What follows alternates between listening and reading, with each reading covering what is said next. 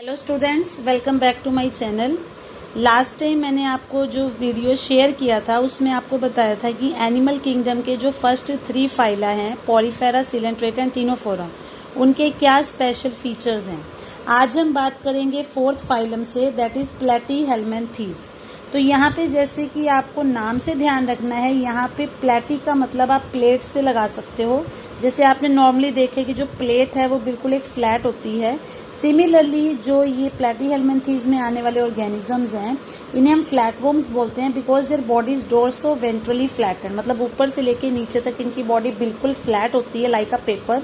आप देखकर आइडेंटिफाई नहीं कर सकते हो कि कहीं पर थिकनेस है, बिल्कुल पतली सी बॉडी होती है।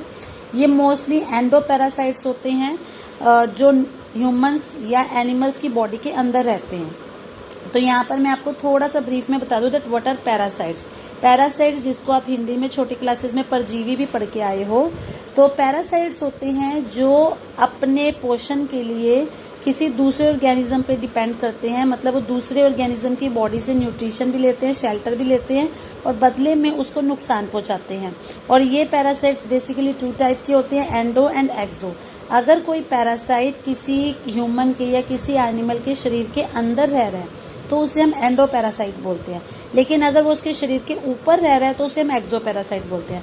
फॉर एग्जाम्पल, जो हम यहाँ बात कर रहे हैं फ्लैटवर्म की, ये जनरली एनिमल्स के डाइजेस्टिव सिस्टम या उनकी बॉडी के अंदर होते हैं, तो it means they are endoparasites. लेकिन जैसे आपने लीच सुना होगा या चीचड़ होते हैं जो डॉग्स वगैरह में लग जाते हैं, वो उनकी बॉडी के ऊपर अटैक करते हैं। लाइस होती हैं ह्यूमंस में, तो वो होते हैं एक्सोपैरासाइट्स। तो यहाँ पे जो हम बात कर रहे हैं फ्लैटवर्म की, दीज फ्लैटवर्म्स आर एंडोपैरासाइट्स, यानी कि ये बॉडी के अंदर रहते हैं, चाहे वो एनिमल्स हो या चाहे वो ह्यूमंस हो।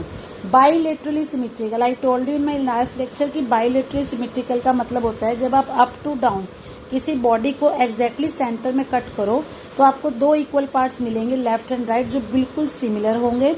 ट्रिप्लोब्लास्टिक बॉडी होगी। ट्रिप्लोब्लास्टिक मतलब कि इनकी जो बॉडी है वो 3 जर्म लेयर से बनी होगी।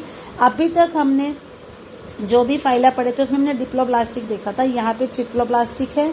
एसिलोमेट एनिमल्स है, मीन्स इनकी बॉडी में कोई कैविटी नहीं होती है और इनमें जो ऑर्गेनाइजेशन है दैट इज ऑर्गन लेवल, क्योंकि ऑर्गन्स डेवलप हो चुके होते हैं तो ऑर्गन लेवल ऑफ ऑर्गेनाइजेशन इनमें प्रेजेंट होता है।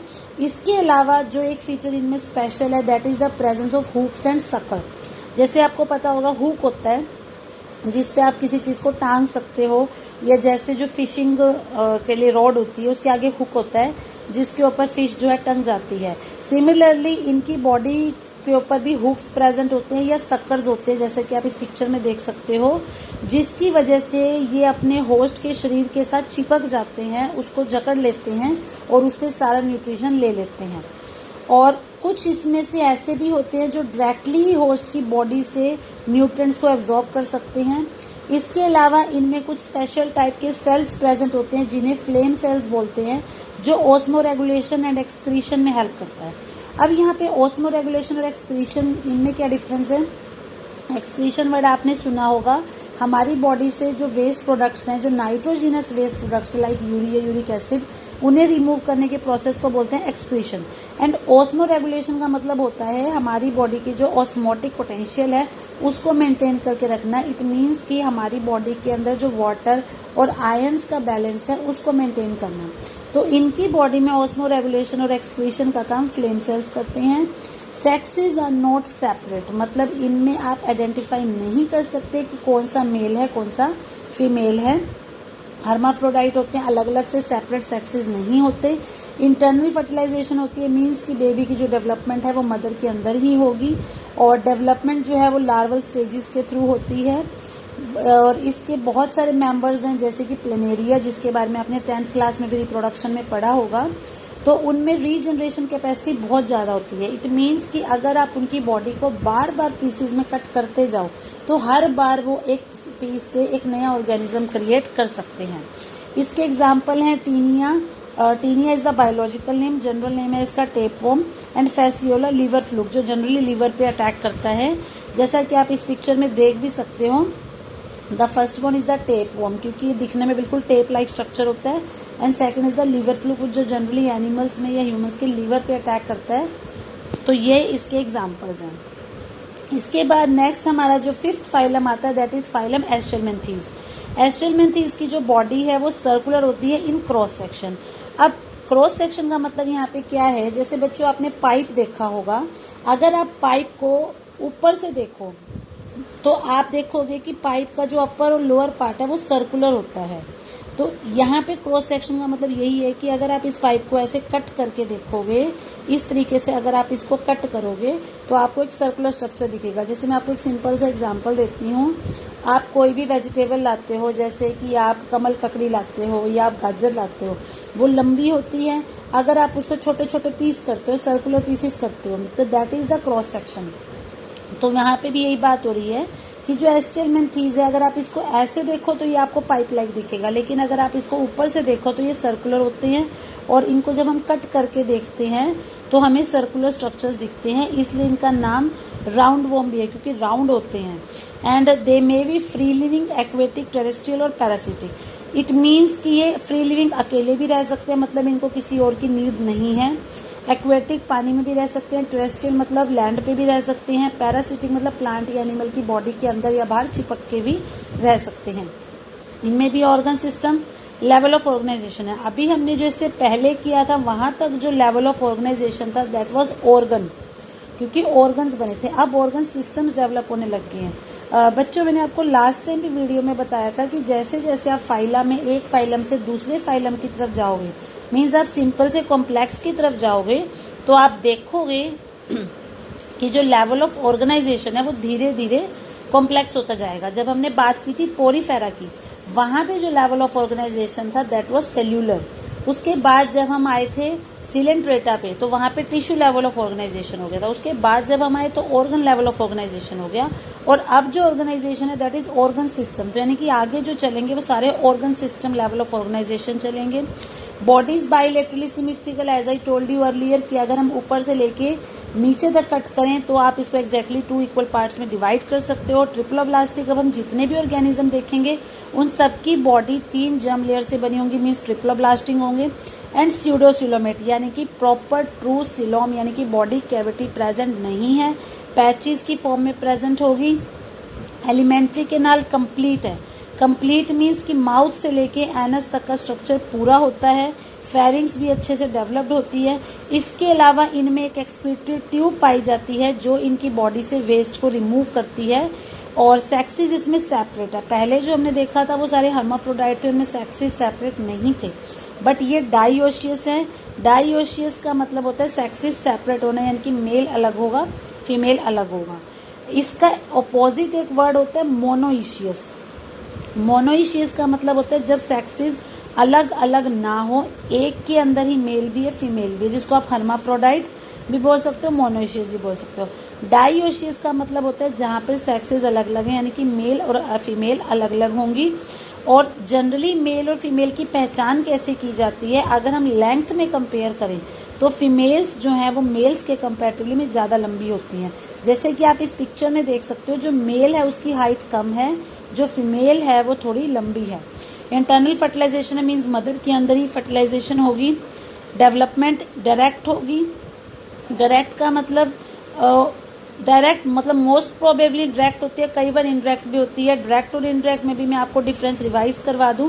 डायरेक्ट का मतलब होता है जहां पर सीधा बेबी जो है अपने एडल्ट फादर या मदर जैसा लगना शुरू हो जाता है। बट इनडायरेक्ट होता है जहां पे पहले बेबी किसी लार्वल स्टेज में आएगा, उसके बाद वो एडल्ट में जाएगा, यानी कि बीच की स्टेज में जरूरी नहीं है कि वो पूरी तरह से अपने पेरेंट्स को रिजेंबल करे।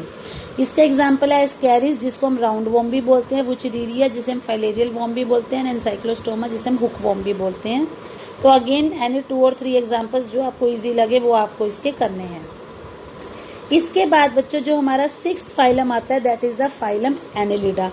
अब एक चीज मैं आपको और बता दूं, जैसे जैसे हम आगे आगे जाएंगे, मीन्स हम और ज्यादा फाइलम्स के बारे में पढ़ेंगे, तो आपको ऐसा रियलाइज होगा कि हाँ ये तो मैंने देखा हुआ है।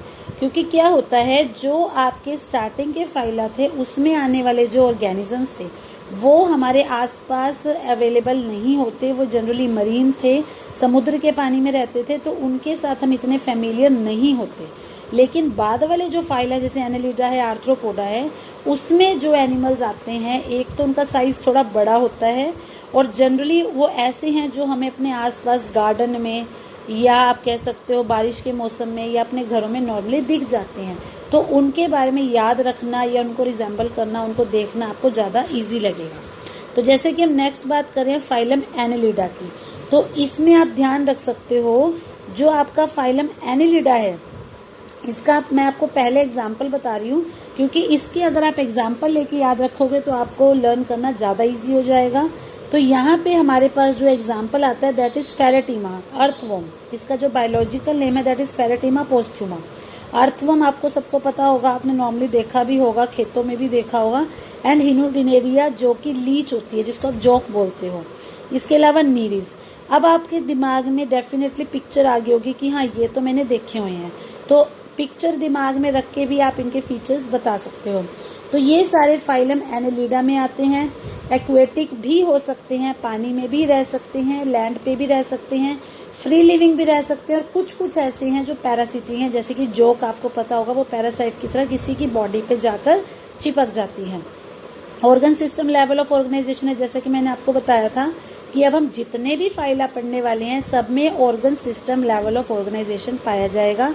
बाइलेटरल सिमिट्री है, मींस आप अगर ऊपर से नीचे इसको कट करोगे एग्जैक्टली आपको 2 इक्वल पार्ट्स मिल जाएंगे। ट्रिप्लोब्लास्टिक 3 जर्म लेयर से बॉडी बनी होगी, एंडोडर्म, मेसोडर्म, एक्टोडर्म।